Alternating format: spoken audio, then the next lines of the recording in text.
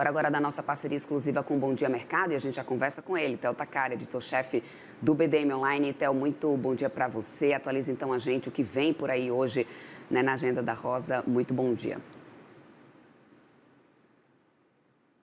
Jair Bolsonaro, né, prossegue nessa quinta-feira aí com os votos da ministra Carmen Lúcia e do ministro Cristiano Zanin a partir das 2 da tarde, depois que Luiz Fux aí absolveu o ex-presidente de todas as acusações, né? Algumas divergências de Fux já eram esperadas, mas o voto do ministro aí superou todas as expectativas, questionando não só as preliminares, mas o próprio mérito da ação golpista e a competência do Supremo aí para realizar o julgamento. Foram mais de 13 horas de leitura do seu voto, e Fux concluiu que Bolsonaro não pode ser condenado por tentativa de golpe de Estado, porque não seria possível que ele tentasse depor o próprio governo. Sobre o 8 de janeiro, o ministro disse que não pode ser que Bolsonaro não pode ser responsabilizado por crimes cometidos por terceiros, assim como acredita que ele não teria controle sobre os manifestantes que ficaram semanas nos acampamentos em frente aos quartéis, né? Foram horas contestando os 5 crimes denunciados pela Procuradoria-Geral da República e, ao final, Bolsonaro foi absolvido de todos eles, aí, causando euforia entre os seus aliados e até uma esperança aí de anulação do julgamento futuramente, né? Segundo apurou o jornalista Jamil Chad, do UOL, né, o governo Trump comemorou aí o voto de Fux, avaliando que ele foi além do esperado ao pedir a anulação do processo contra Bolsonaro e os 7 réus aí do núcleo principal da trama golpista. Acredita-se que, embora o voto não impeça uma provável condenação de Bolsonaro hoje, os argumentos de Fux serão usados pelos Estados Unidos, né? Segundo a avaliação de diplomatas americanos, Fux legitimou a posição de Trump de adotar as sanções contra os ministros do STF. E não se pode descartar ainda a possibilidade de que novas sanções sejam anunciadas aí após o julgamento, né? Já no Congresso brasileiro, o voto de Fux tende a animar aí os aliados de Bolsonaro e a oposição a pressionarem pela votação da anistia, Débora.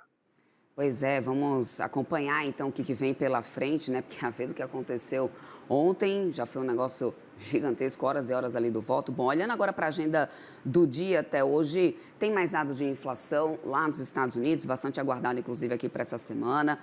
CPI, que é o principal deles, né, para essa semana. Qual que é a expectativa? Então, aliás, o que isso pode trazer, né, de impacto, né, para o Federal Reserve? Exatamente, né? O dado americano mais importante dessa semana, né? O CPI, sai daqui a pouco, às 9h30, e a expectativa dos economistas é que ele mostre uma alta de 0,3% na inflação ao consumidor em agosto, acima dos 0,2% de julho. Na comparação anual, o CPI deve acelerar de 2,7% para 2,9%. O núcleo do CPI também deve manter aí o ritmo de alta de 0,3% na margem e de 3,1% na base anualizada. Apesar da expectativa de aceleração de alta aí no dado cheio, o indicador não deve abalar a convicção do mercado de corte de juros pelo Fed em 0,25 ponto percentual na semana que vem, mas deve esvaziar as especulações de que o BC americano poderia ser mais agressivo aí nessa reunião, anunciando um corte já de meio ponto. Um CPI aí em linha com as estimativas manterá a probabilidade majoritária, né, que é apontada lá na ferramenta do CME Group, de uma flexibilização monetária acumulada de 0,75 ponto percentual neste ano, ou seja, de 3 cortes de 0,25 ponto cada um nas próximas 3 reuniões do Fed que ainda faltam neste ano, né? Só mesmo um CPI muito elevado aí que tenderia a reduzir essa precificação total para apenas duas quedas de 25 pontos, né, de 0,25 ponto cada um. Mas nesse momento em que o Fed está priorizando aí a resposta do mercado de trabalho mais desaquecido lá nos Estados Unidos. Ainda que o investidor precise de um tirateima aí do CPI hoje para ganhar maior convicção de que o choque das tarifas de Trump até aqui não tem pressionado a inflação americana, né? Ontem a deflação mostrada pelo PPI, né, que trouxe queda de 0,1% em vez de uma alta esperada de 0,3%, acabou alegrando os investidores aí e reforçou essa convicção de 3 cortes de juros pelo Fed ainda neste ano, Débora. É isso. Bom, falando ainda, né, do cenário internacional, Theo, a gente tem decisão de política monetária do Banco Central Europeu hoje, né? A decisão do BCE, né, sai daqui a pouco, né, às 9h15, e o consenso entre os analistas é de manutenção do juro por lá em 2% ao ano, né? Meia hora depois da decisão, às 9h45, a presidente do BCE, Christine Lagarde, concede uma entrevista coletiva e deve indicar aí que os próximos passos do BCE europeu estarão condicionados aos dados. A atualização das estimativas de crescimento da economia lá da zona do euro, né, e da inflação também devem trazer apenas ajustes marginais, mas o BCE deve lidar aí nos meses à frente com riscos distintos, né? A desaceleração da atividade na Europa e o risco fiscal na França.